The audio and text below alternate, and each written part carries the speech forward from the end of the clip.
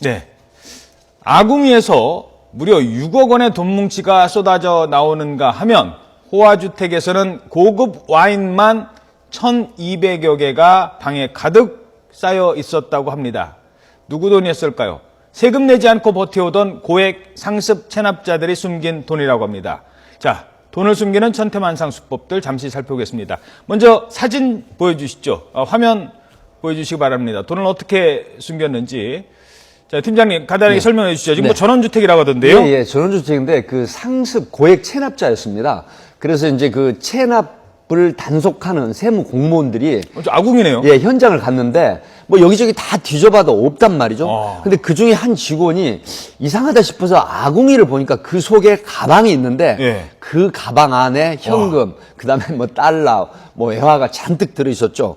그게 지금 6억 상당으로 아마 발견이 됐죠. 그렇게 돼서 현장에서 모두 압수를 한 그런 상황이었습니다. 예, 저기 뭐 다 뺏기는 거죠, 뭐. 네, 그럼요. 그 체납액에 비례해서 그다음에 이제 그 벌금이 있기 때문에 뭐 그 다 압수를 해도 문제가 없는 돈으로 그렇게 확인이 된 겁니다. 야, 참 기상천외하다라는 생각밖에 안 드는데요. 네. 실제 수사를 하다 보면 저런 돈 뭉치를 정말 생각지도 않았던 곳에 숨기는 사람도 있습니까? 많습니다. 이제 보통 통상적으로 압수 현장에 나가 보면 그 본인이 가지고 다니는 차가 아닌 다른 사람 명의의 차를 가지고 다니면서 그 보조 타이어를 넣어놓는 뒤 트렁크 아래쪽.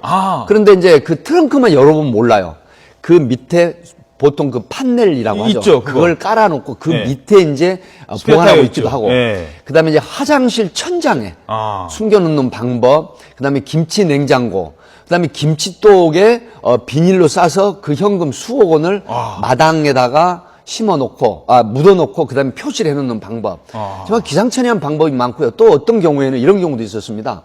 그 책장, 서재에 들어가 봤는데 책장이 뭔가 가벼워 보이는 것 같아요. 책이 있는데. 그래서 뒤쪽을 흔들어 보니까 굉장히 퉁퉁하고 비어있는 것 같아요. 보니까 홈을 파놓고 그 속에 한 10억 넘는 현금을 보관하고 있었던. 아니, 영화 속에. 네, 그런 부분도 있었는데, 정말 우리가 생각보다는 기상천외한 방법으로 그 고액 상습 체납자들이라든가 뇌물로 받은 돈을 은닉하는 그런 방법들이 있었죠. 예, 참.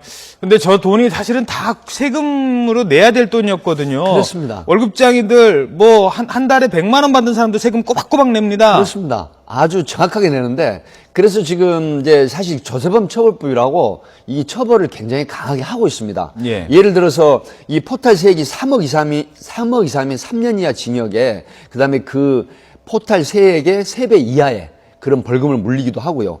그 다음에 이제 상습범 같은 경우에는 정한형의 2분의 1로 가중처벌하는데, 여기서 우리가 눈여겨봐야 될 건 특정범죄 가중처벌법이 있습니다. 이게 뭐냐면 연간입니다. 5억 이상을 그 세무 포탈 하면은 무기징역이다 5년 이상 무기징역, 그리고 연간 2억 이상 5억 미만은 3년 이상 유기징역, 이런 형태로 처벌하는 중한 범죄로 처벌하고 있습니다. 자, 세금 안 내는 사람들 많습니다. 혹시 그 자료 저희들 준비된 거 그래픽 있나요? 2015년 기준으로 고액 체납자 현황이 나오고 있습니다. 2,226명이 고액 체납자입니다. 무려 3조 7,832억 원.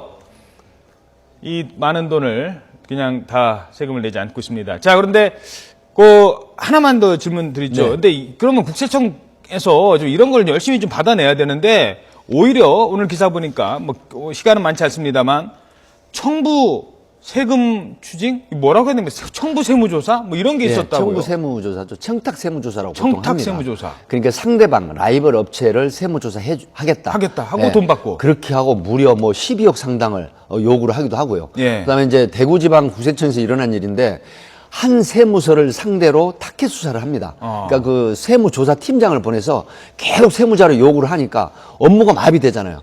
그러니까 세무서장에게 5천만 원을 내가 드리겠다. 그래서 노트북에다 5천만 원 담아서 줬던 게 나중에 검찰에 밝혀져 가지고 구속되기도 한 국장급 사람이었죠. 이런 형태인데, 사실 그 세리들이 정말 성실한 그런 납세 징수를 해야 됨에도 불구하고 유착이 돼가지고 일부죠. 극히 일부. 일부입니다만. 극히 일부에서 이런 일이 있어서 세무 공무원들의 얼굴을 뜨겁게 하는, 또 국민들로부터 지탄을 받게 하는 그런 행태가 일어나고 있는 것이죠. 알겠습니다. 엉뚱한데 저렇게 자꾸 조사를 하면 정작 내야 될 사람은 조사 못하는 것 아니겠습니까? 그렇습니다. 네.